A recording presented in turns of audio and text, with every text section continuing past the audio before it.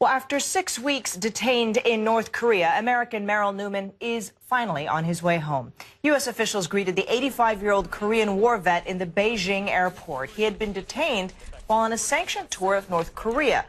Pyongyang says he was set free on humanitarian grounds.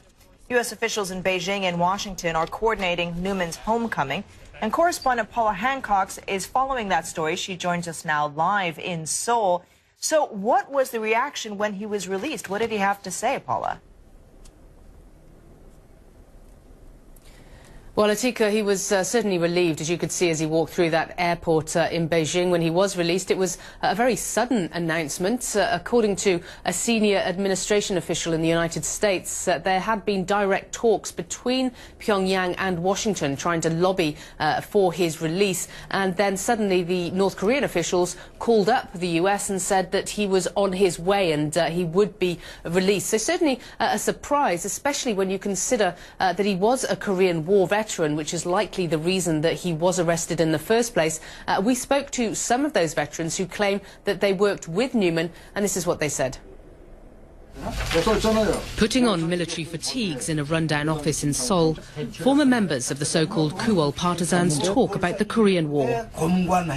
Now in their 80s, these men were part of an anti-communist guerrilla group that carried out undercover operations in North Korea. They say the released American citizen Merrill E. Newman was one of their leaders. Newman used to send down orders to us, this veteran tells me, indicating which island to infiltrate and occupy. Then we used to work on combined operations.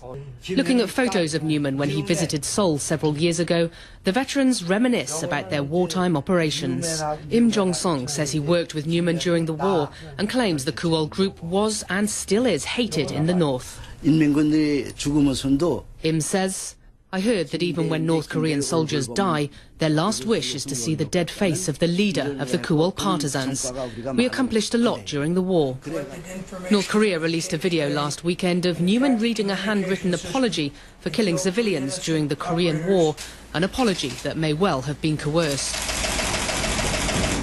A clearly relieved-looking Newman travelled through Beijing on his way home Saturday, mentioning nothing of his past. I'm very glad to be on my way home.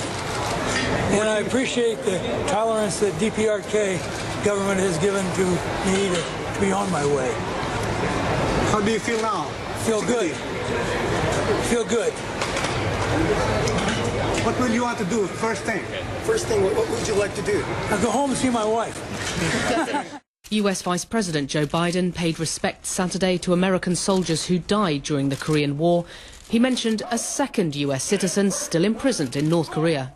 Kenneth Bae, a Korean-American missionary, has been held in North Korea for over a year, sentenced to 15 years hard labour last May for so-called hostile acts against the regime.